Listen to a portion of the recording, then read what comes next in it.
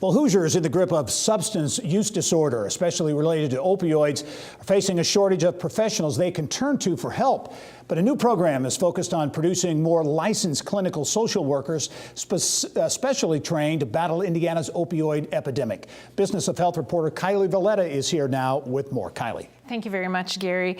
Employer demand for behavioral health professionals to help treat Hoosiers has reached a fever pitch, but Indiana falls 7,000 workers short of the need.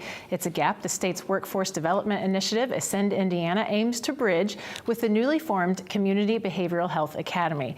It's a collaboration among Community Health Network, the IU School of Social Work at IUPUI, and the University of Indianapolis.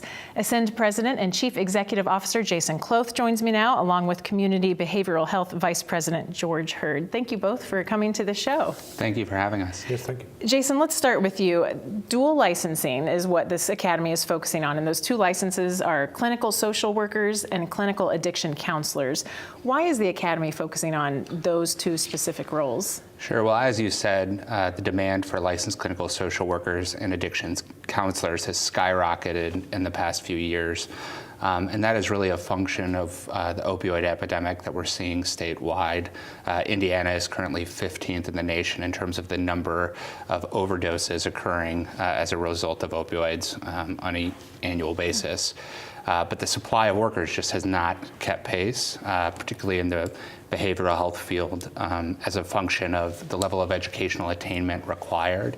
And so the Community Behavioral Health Academy aims to address that by bringing the parties together to produce nearly 30 of these professionals on an annual basis, enabling community to better meet that need. George, let's talk about the curriculum with you. The partners all work together to develop this curriculum, and it's tailor-made for these workers in particular and for this problem in Indiana. Sure. The curriculum is highly important. Before the academy, people would have to take extra classes or incur extra cost for classes because the curriculum wasn't designed to be able to do both mental health and addictions. But through great partnerships with UND and IUPUI, they were able to change their curriculum so students can now go through the coursework and come out both eligible for both their licensed clinical social work degree and their LCAC for their addictions counseling.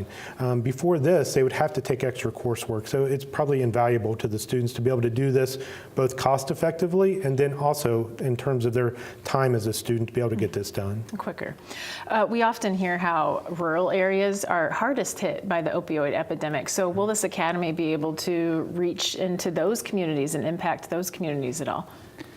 Yeah, so I would just say, we're incredibly excited to have received a grant from the Richard M. Fairbanks Foundation alongside Community Health Network to take what we learned through the process of developing this academy and replicating it across the state. So in the coming months, we'll be going to communities in northern and southern Indiana to bring healthcare providers alongside higher education institutions together to see how we can take these learnings and share them with others in need.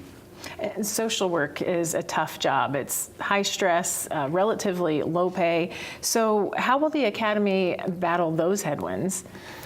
Sure. I think the important part about the academy, again, is we're able to do this without students incurring more classwork, which means lower costs. The other thing is part of this academy as Community Health Network, we're going to provide incentives to the students. We know that this isn't a career that people get into to earn lots of money. It's a helping profession. So to do that, we're offering incentives. So for students who get selected in the academy, we're offering a $5,000 incentive to get involved in the academy. And then upon licensure, if we hire them, we'll offer another $5,000. So that really should help offset the cost of their bachelor's and their master's degree educations. Hopefully that entices more students to get involved. All right, we have just a few seconds left, but give us an update. Are students enrolling now, and when will they be in the field?